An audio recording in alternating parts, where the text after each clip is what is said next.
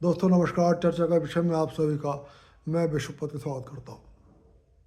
बांग्लादेश के चुनाव हो गए, परिणाम भी आ गए हैं और बांग्लादेश नेशनलिस्ट पार्टी बीएनपी ने लगभग 2/3 बहुमत प्राप्त कर लिया है, ऐसी आशंका है।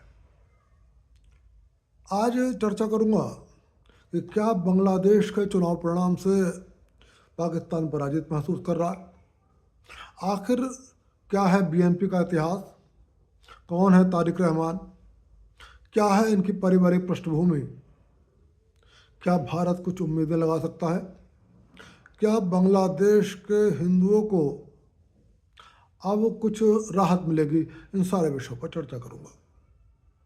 दोस्तों मैं सबसे पहले ये बता दूं कि तारिक रहमान के पिता जियाउर रहमान भी बांग्लादेश के राष्ट्रपति रहे। उनकी माताजी 2 बार बांग्लादेश की प्रधानमंत्री रही है। 1971 में जब बांग्लादेश पाकिस्तान से आज़ाद हुआ था, उस लड़ाई में शेख मुजीबुर रहमान के साथ उनके पिता जियाउर रहमान ने भी बांग्लादेश की आज़ादी के लिए लड़ाई लड़ी थी। लेकिन जियाउर रहमान और मुजीबुर रहमान में एक सोच का फ़र्क था, लेकिन ये मतभेद जग जाहिर नहीं थे, ये मतभेद मन में थे।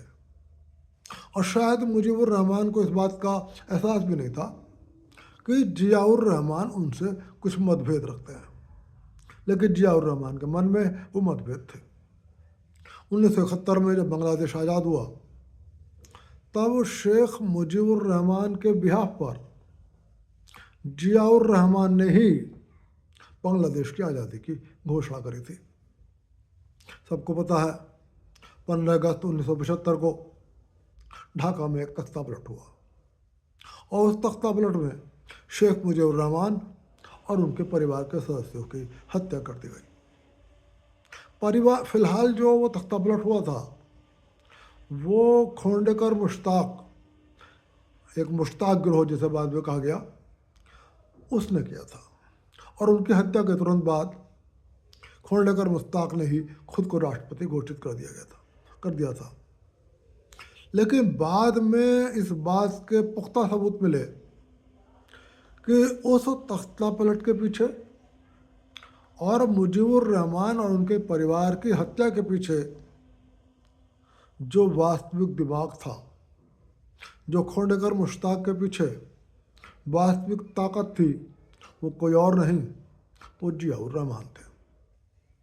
15 अगस्त 1975 को खोंडेकर मुश्ताक राष्ट्रपति बने मुजीबुर रहमान का तख्ता पलट करके, और उन्होंने 25 अगस्त 1975 को जियाउर रहमान को बांग्लादेश का सेना प्रमुख घोषित कर दिया।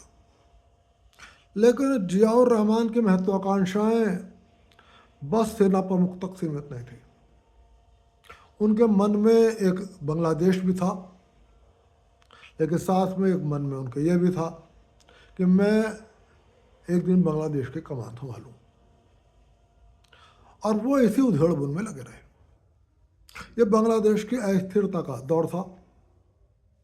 1977 में जियाउर रहमान अंततः कार्यवाहक राष्ट्रपति बन गए, सेना की सहायता से ही, सेना के बल पर ही बांग्लादेश के। और जब वो कार्यवाहक राष्ट्रपति बन गए, तब उनके मन में यह बात आई कि वो अपने आप को एक लोकतांत्रिक उदारवादी नेता के रूप में बांग्लादेश में खुद को पेश करें, और वो चुनाव जीतकर लोकतांत्रिक राष्ट्रपति स्वयं को कहना चाहते थे, कहलवाना चाहते थे। इसी उधेड़बुन में 1 सितंबर 1978 को उन्होंने बीएनपी की स्थापना कर दी। जियाउर रहमान और मुजीबुर रहमान में एक मूलभूत फ़र्क ये था कि मुजीबुर रहमान पाकिस्तान के प्रति बहुत सख्त थे, क्योंकि पाकिस्तान ने बंगाली भाषियों पर बहुत अत्याचार किए थे। पाकिस्तान की सेना ने, वो बांग्लादेश चाहे बंगाली भाषी हिंदू हों चाहे बंगाली भाषी मुसलमान हों, उनके ऊपर सिर्फ जुल्म नहीं ढाए थे, बल्कि बड़ी हत्याएं करी थी।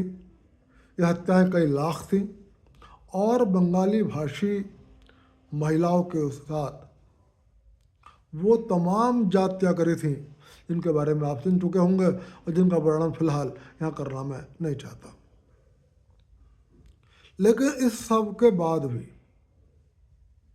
जियाउर रहमान को ये लगता था, शायद धार्मिक कारणों से, कि भारत दूर है, पाकिस्तान पास है।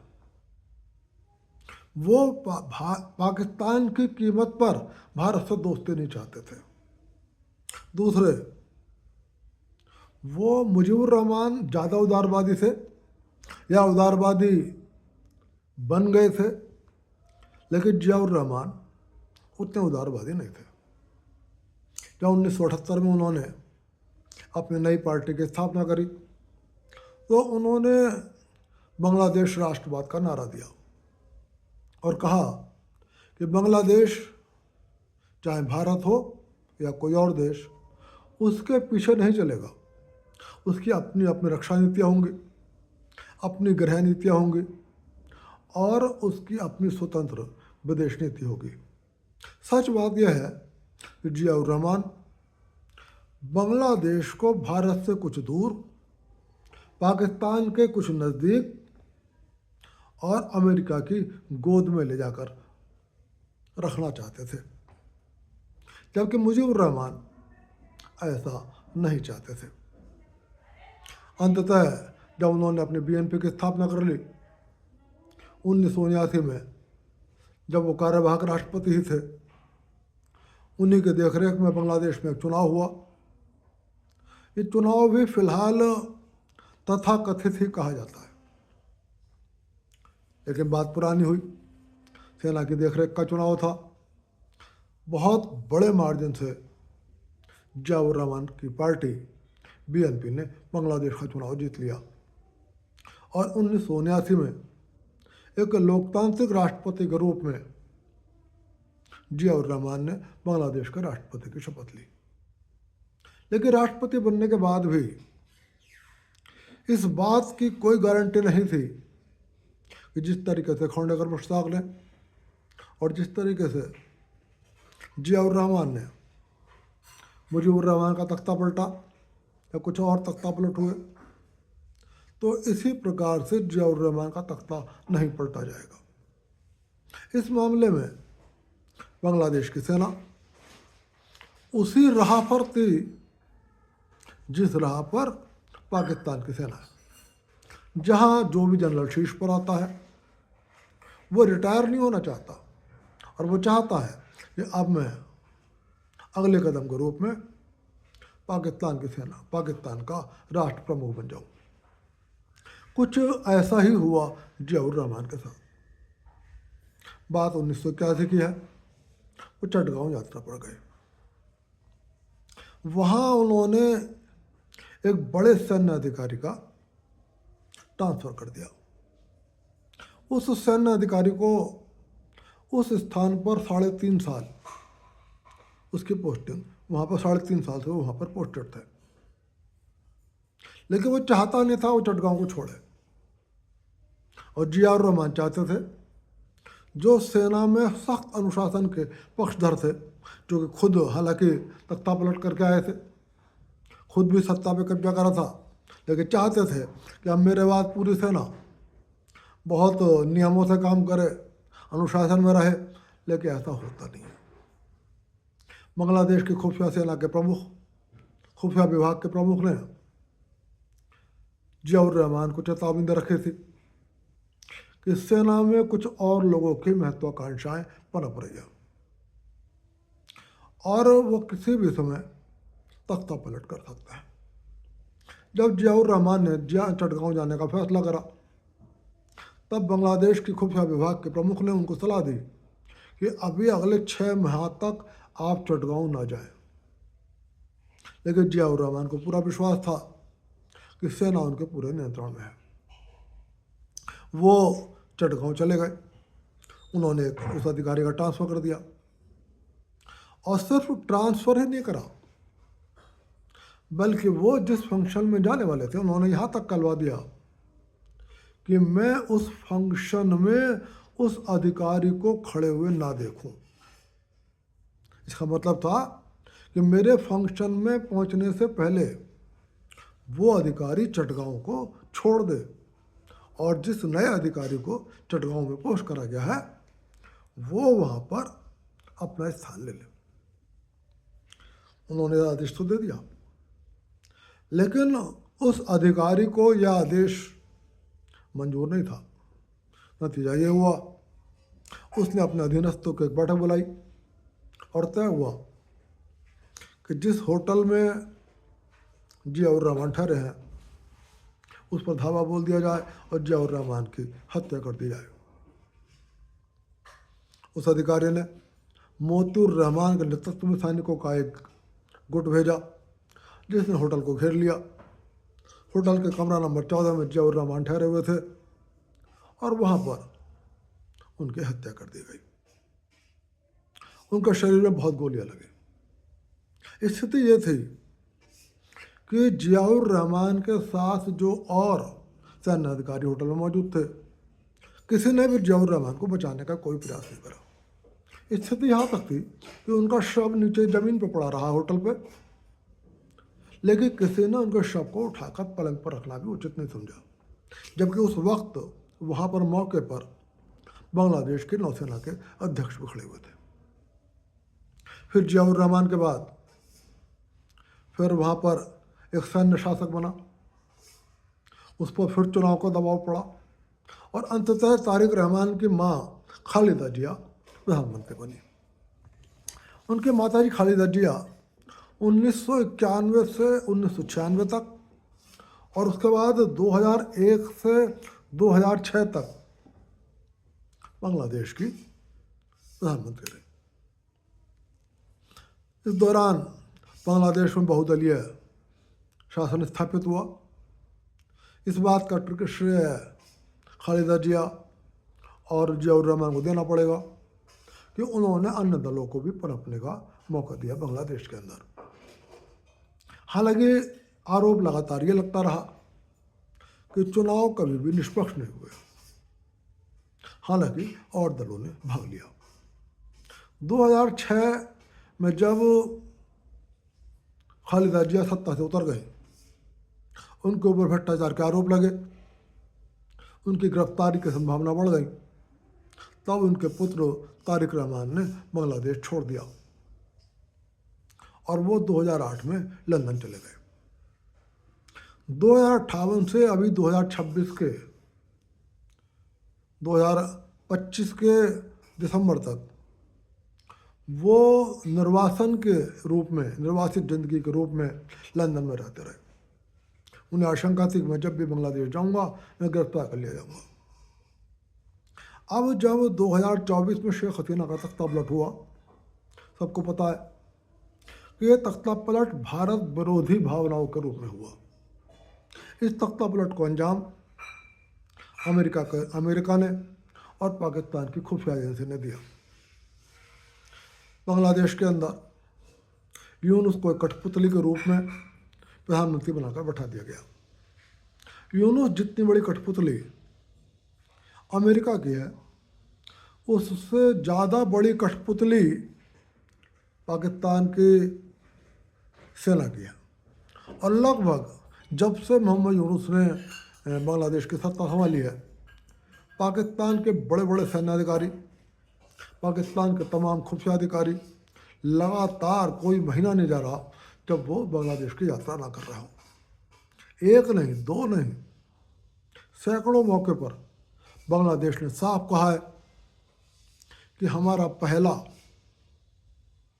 और सबसे घनिष्ठ मित्र पाकिस्तान है, भारत नहीं।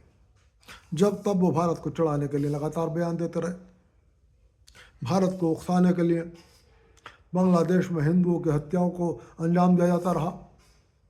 हिंदुओं पर जो लोग हमले कर रहे थे उनको यूनुस सरकार लगातार संरक्षण दे रही थी। बांग्लादेश में जिस छात्र क्रांति के नाम पर शेख हसीना का तख्ता पलट हुआ, वो क्रांति नहीं थी, वो छात्र गुंडे थे जिनको पाकिस्तान की खुफिया एजेंसी ISI और पाकिस्तान की सेना ने ट्रेन किया था, जिनकी पीठ पर अमेरिका के डीप स्टेट का हाथ था। क्यों था, ये पहले कई बार डिस्कस हो चुका है। क्योंकि अमेरिका की बांग्लादेश के एक द्वीप में इच्छा थी कि वो द्वीप अमेरिका को मिल जाए। शेख हसीना उसे देने को तैयार नहीं थी।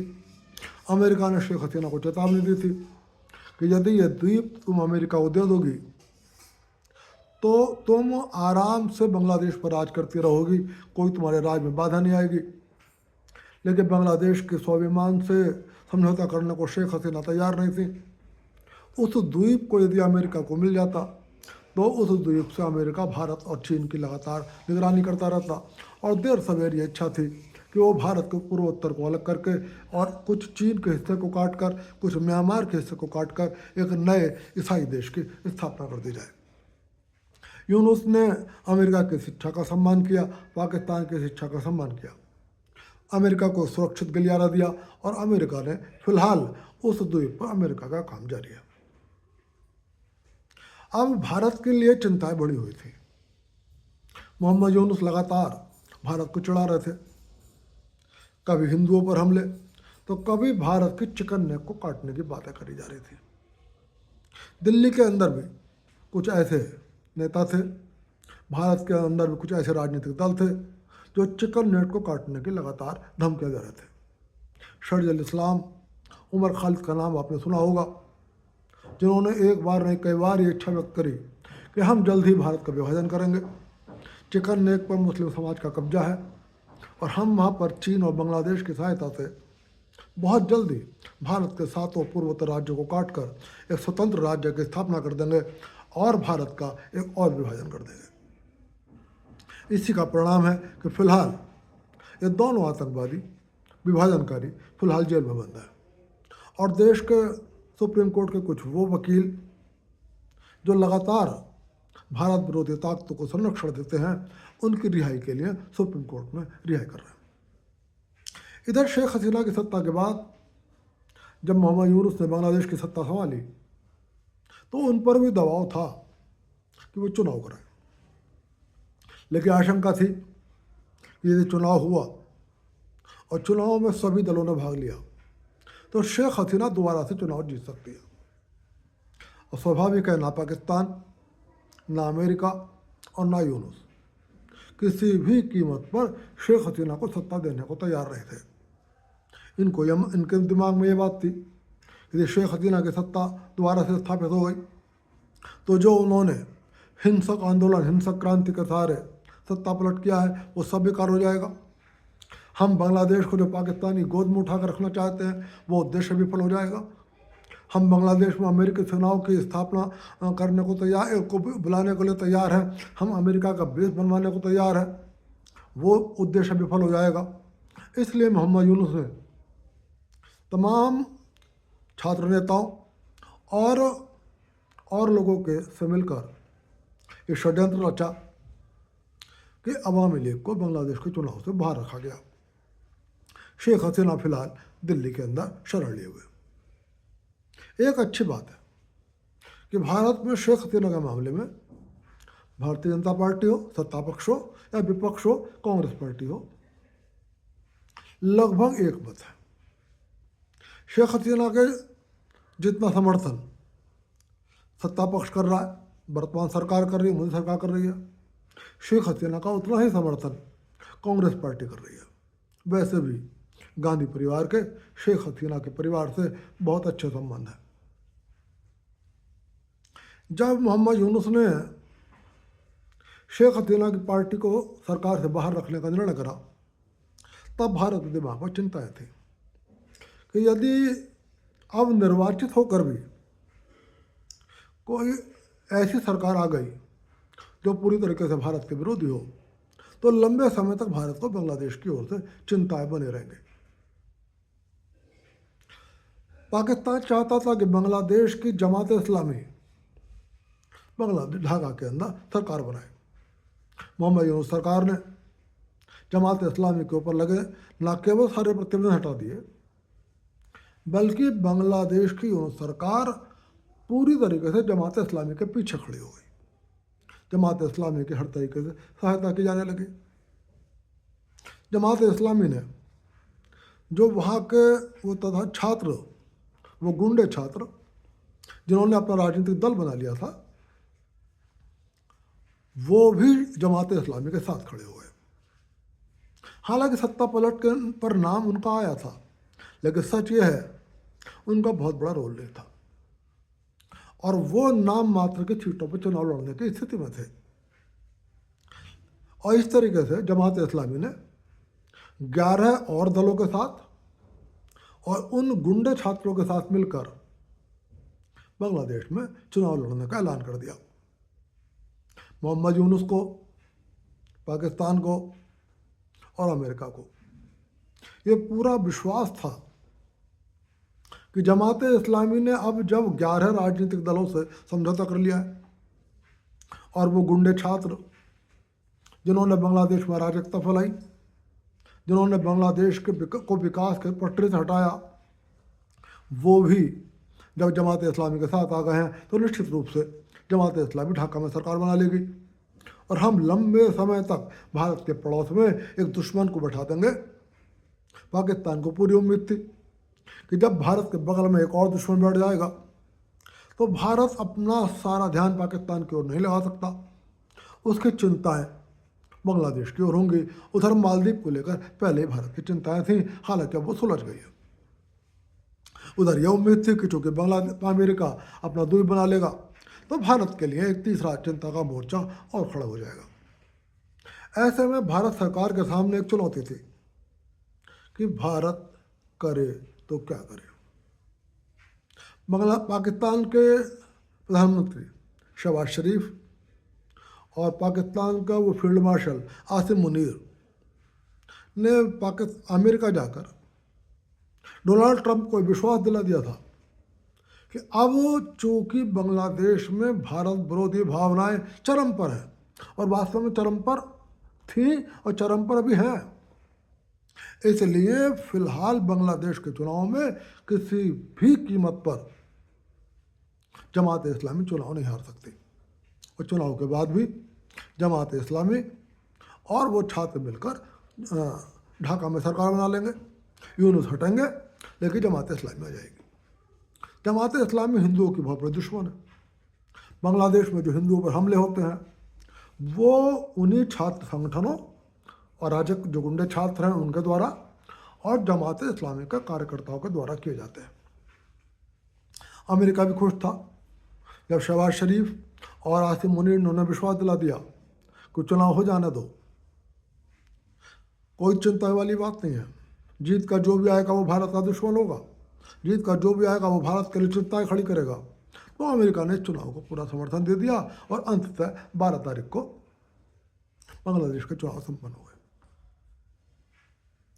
भारत के बांग्लादेश में बहुत एसेट्स हैं, भले ही सरकार इस वक्त भी वहाँ भारत विरोधी है, लेकिन आज भी भारत के एसेट्स पूरे बांग्लादेश में फैले हुए। अच्छी बात यह है कि ये एसेट्स मनमोहन सिंह की सरकार में भी थे और ये एसेट्स मोदी सरकार में भी बने हुए हैं और वो लगातार काम कर रहे हैं। इस दौरान बांग्लादेश में कई ऐसे लोग फंसे हुए थे जिन्हें बाहर निकालना था, लेकिन चारों ओर बाड़बंदी, चारों ओर सेना और बांग्लादेश में यूनुस सरकार के लोगों द्वारा पहरा, हवाई अड्डों पर पहरे के द्वारा वो निकल नहीं पा रहे थे। लेकिन उसके बाद भी भारत के उन एसेट्स ने उन लोगों को बांग्लादेश से निकलने में मदद करी जिनको भारत चाहता था कि बांग्लादेश से किसी कीमत पर भी निकाल दिया जाए। ऐसे में भारत के जेम्स बॉन्ड ने अपने एसेट्स को ये निर्देश दिया कि वो राजनीतिक हालात बताएं कि राजनीतिक परिस्थितियां क्या है। उन एसेट्स के साथ बात करने के बाद भारत की सरकार इस नतीजे में को ये सूचनाएं मिली कि यदि बांग्लादेश के लंदन में निर्वासित रह रहे तारिक रहमान ढाका में आ जाएं और अवामी लीग पर चूंकि प्रतिबंध लगा दिया गया है तो अवामी लीग को इस बात के लिए राजी कर लिया जाए कि बीएनपी के कार्यकर्ता तो चुनाव लड़ाएंगे ही, अवामी लीग के भी तमाम कार्यकर्ता बीएनपी को चुनाव लड़ा दें, और बीएनपी का वोटर तो बीएनपी को वोट करेगा ही। अवामी लीग का कार्यकर्ता आज भी बांग्लादेश में बहुमत जो है मतदाताओं का वो शेख हसीना के पक्ष में है। भले ही उनको चुनाव नहीं लड़ने दिया जा रहा, लेकिन निष्पक्ष चुनाव हो, शेख हसीना ढाका में चुनाव लड़ें तो चुनाव शेख हसीना ही जीतेंगे। फिलहाल इस बात पर उन भारत के एसेट्स और भारत की खुफिया एजेंसियों में सहमति बन गई, और जब ये सहमति बन गई तो भारत सरकार ने जो शेख हसीना जो दिल्ली में ही रह रही हैं उनसे इस बाबत बात करी, और जब उनकी भी हरी झंडी मिल गई तब भारत ने लंदन स्थित तारिक रहमान से बात करी। तारिक रहमान को पूरा भरोसा दिलाया कि भारत उनकी मदद करेगा। बांग्लादेश के अंदर जो भी एसेट्स बैठे हुए हैं भारत के, वो उनकी मदद करेंगे। आप वहाँ कुछ और छोटे दल हैं, उनके साथ समझौता कर लीजिए, वो समझौता भी हम करा देंगे। आपको किसी से बातचीत करने की जरूरत नहीं पड़ेगी। आप जिस दिन ढाका में पैर रख दोगे उस दिन वो समझौता घोषित हो जाएगा। मतलब वो भारत की एसेट्स कर देंगी या भारत की एजेंसियां कर देंगी। बस आप पहुंचिए, चुनाव लड़िए। तारिक रहमान से ऐसा कोई वादा नहीं लिया गया कि आपको वहाँ पर पाकिस्तान का विरोध करना है, आपको वहाँ पर अमेरिका का विरोध करना है और आपको भारत के लिए काम करना है। बस ये कहा गया कि भारत और बांग्लादेश के रिश्ते अच्छे रहें। भारत और बांग्लादेश एक पड़ोसी है। बांग्लादेश की भारत ने बुरे वक्त में बहुत मदद करी है, हमेशा करता रहा है। बांग्लादेश की आज़ादी में भारत ने बहुत बड़ा योगदान किया है, तो उस महत्व का सम्मान किया जाए और भारत और बांग्लादेश के रिश्ते बराबरी पर हों।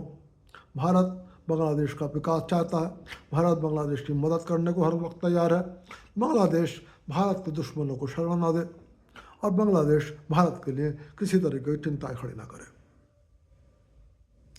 तारिक रहमान, उनके माता खालिदा जिया और उनके पिता जियाउर रहमान, हालांकि पूरी तरीके से उदारवादी नहीं थे, लेकिन फिर भी उदारवादी उन्हें कहा जा सकता है। हाँ, भारत विरोधी रहे, अमेरिका समर्थक रहे और भारत के मुकाबले थोड़ा पाकिस्तान के प्रति उनका झुकाव रहा। एक बड़ा कारण भी था क्योंकि जियाउर रहमान को ये लगता था कि चूँकि मुजीबुर रहमान के भारत से बहुत अच्छे रिश्ते हैं, भारत में उस वक्त कांग्रेस या कांग्रेस समर्थक सरकारें हुआ करती थी, तो उनको लगता था कि चूँकि उन्होंने शेख मुजीबुर रहमान का तख्ता पलट करवाया है तो भारत की सरकारें उनकी मदद नहीं करेंगी। इसलिए वो अपनी कुर्सी को सुरक्षित रखने के लिए उनका झुकाव पाकिस्तान की ओर था। अब जब तारिक रहमान को ये विश्वास दिला दिया गया कि भारत आपकी मदद करेगा, यदि आपके नेतृत्व में ढाका में सरकार बनती है तो हम जिस तरीके से शेख हसीना की मदद करते थे, शेख हसीना के समय बांग्लादेश की मदद करते थे, हम उसी तरीके से आपकी यदि सरकार बनती है तो आपकी और बांग्लादेश की मदद करेंगे। स्वाभाविक है कि चूँकि जियाउर रहमान और खालिदा जिया को यह विश्वास नहीं मिल पाया था, यह भरोसा नहीं मिल पाया था, इसलिए वो भारत के खिलाफ रहे और पाकिस्तान की ओर उनका झुकाव रहा। अब तारिक रहमान को जब ये विश्वास मिल गया कि भारत की एसेट्स उनकी मदद करेंगी, भारत सरकार उनके साथ खड़ी होगी और भारत ने भरोसा दिलाया है कि वहाँ पर छोटे दलों से जो भी समझौता वगैरह होना है वो सब भारत की एजेंसियाँ खुद करा देंगी, तो उन्होंने चुनाव लड़ने की हाँ कर दी। भारत की खुफिया एजेंसियों का 100% आकलन था कि चुनाव होगा तो तारिक रहमान चुनाव जीतेंगे, बीएनपी और उनका गठबंधन चुनाव जीतेगा, उन्हें कोई हरा नहीं सकता, क्योंकि बांग्लादेश की जन भावना आज भी पाकिस्तान के खिलाफ है।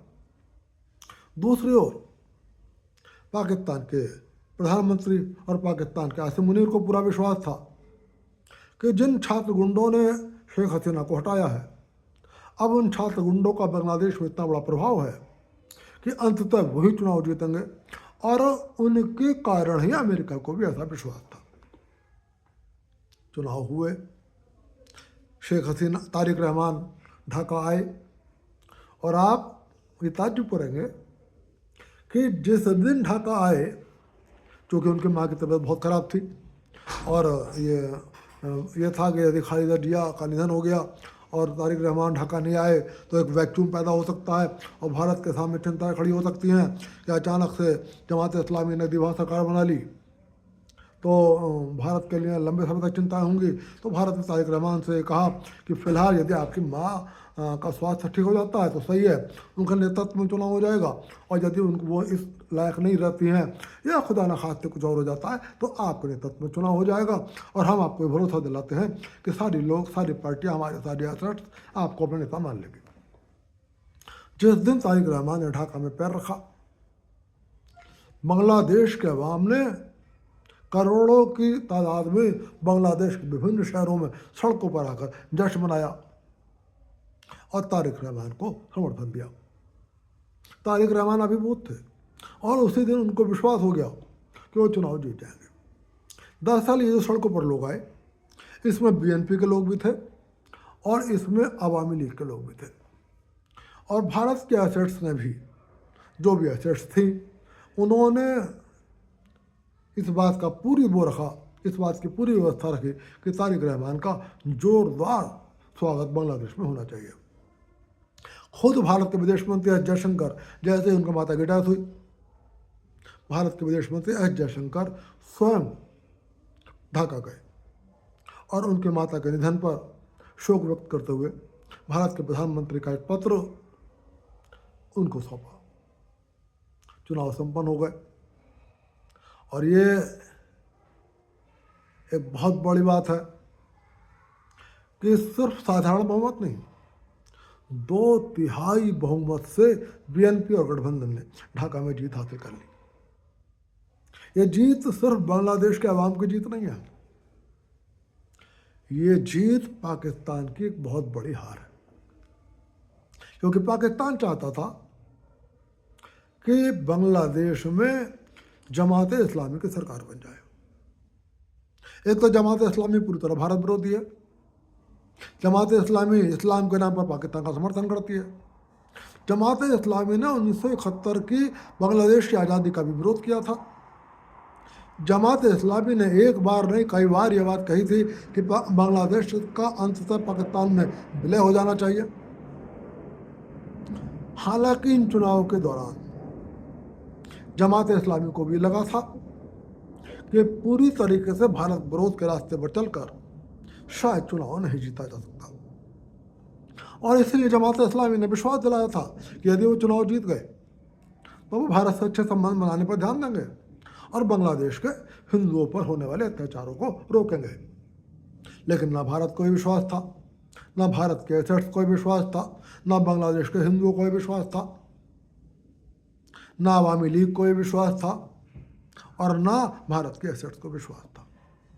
अंत ये हुआ कि वहाँ बीएनपी के कार्यकर्ता, बीएनपी के वोटर, अवामी लीग के कार्यकर्ता, अवामी लीग के वोटर, और बांग्लादेश के 1.25 करोड़ हिंदू और तमाम भारतीय एसेट्स एक प्लेटफॉर्म पे आ गई, और पाकिस्तान की खुफिया एजेंसी के उन इरादों पर पानी फेर दिया जो बांग्लादेश में इन चुनावों के माध्यम से भी एक भारत विरोधी, एक पाकिस्तानी कठपुतली को बैठाना चाहता था। लेकिन दोस्तों, एक बात आपसे फिर कहूँगा, ये मत समझ लेना कि तारिक रहमान पूरी तरीके से भारत के साथ चले गए, उनकी अपनी मजबूरियां हैं। फिलहाल अमेरिका से तार उनको पास बैठाने पड़ेंगे, मदद वो अमेरिका की भी करेंगे। फिलहाल पाकिस्तान के प्रति उनका क्या रुख होगा, इस पर अभी बहुत कुछ नहीं करा जा सकता। हाँ, उम्मीदें पूरी हैं कि वो यूनुस की तरह पाकिस्तान की सेना की कठपुतली शायद नहीं बनेंगे। क्यों? क्योंकि उनके माता खालिदा जिया, उनके पिता जियाउर रहमान पाकिस्तान के प्रति सॉफ्ट तो थे, लेकिन उसका डिफरेंट कारण थे, क्योंकि उनको लगता था कि उन्होंने शेख मुजीब का तख्ता पलट किया है, शेख मुजीब के भारत से अच्छे संबंध हैं, इसलिए भारत उनका विरोधी है। लेकिन वो बांग्लादेश की स्वतंत्रता के पक्षधर थे। वो बांग्लादेश का पाकिस्तान में पुनः विलय नहीं चाहते थे, वो पाकिस्तान के विरोधी थे। अब जब तारिक रहमान को पता लग गया है कि भारत भी उनके साथ है, शेख मुजीबुर रहमान या अवामी लीग की वजह से भारत के एसेट्स जो बांग्लादेश में है या भारत की सरकार उनका विरोध नहीं करेगी, तो ये उम्मीद लगाई जा सकती है कि वो भारत सरकार के साथ सहयोग करेंगे। फिलहाल इस चुनाव पर यही कहूँगा आपसे, आप बहुत उम्मीद मत लगा बैठना कि अब बांग्लादेश की ओर से हमें चिंताएं नहीं हैं, चिंताएं रहेंगी, लेकिन शायद इतनी चिंताएं नहीं रहेंगी जितनी चिंता जमात इस्लामी के सरकार बनाने पर होती, जितनी चिंता यूनुस के दोबारा सरकार में आने पर होती। दूसरी बात, पाकिस्तान अब उतनी उम्मीद नहीं लगा सकता जितनी उम्मीद वो जमात इस्लामी से लगाता और जितनी उम्मीद वो उन छात्र नेताओं से या यूनुस से लगाता। अब पाकिस्तान भी सिर्फ भारत विरोध के नाम पर बांग्लादेश का समर्थन नहीं ले सकता। और जहाँ तक बांग्लादेश की मदद का सवाल है, पाकिस्तान के हाथ में खुद भीख का कटोरा है, उसके बाद अपने लोगों को खिलाने के लिए अन्न नहीं है, पीने के लिए पानी नहीं है, तो वो बांग्लादेश की मदद क्या करेगा। इसलिए हम ये उम्मीद कर सकते हैं कि तारिक रहमान के नेतृत्व में जो नई सरकार बनेगी वो शायद उतनी बड़ी भारत विरोधी नहीं होगी, शायद भारत के साथ कदम ताल मिला के चलेगी, भारत के दुश्मनों को, भारत के विरोधियों को बांग्लादेश में शरण नहीं देगी, भारत की चिंताएं कुछ कम होंगी और पाकिस्तान बांग्लादेश के कंधे पर बंदूक रखकर शायद भारत पर निशाने चलाने में उतना सफल नहीं होगा जितना सफल यूनुस के कार्यकाल में हो रहा था। और अमेरिका भी शायद बांग्लादेश के माध्यम से हमें उतना परेशान ना कर सके जितना परेशान वो जमात इस्लामी या मोहम्मद यूनुस या उन गुंडे छात्रों के सत्ता में आने पर कर सकता था। हाँ, जमात इस्लामी आती तो पाकिस्तान चुनाव जीतता, जमात इस्लामी आती तो अमेरिका चुनाव जीतता, जमात इस्लामी आती तो भारत चुनाव हारता, जमात इस्लामी आती तो बांग्लादेश की जनता चुनाव हारती।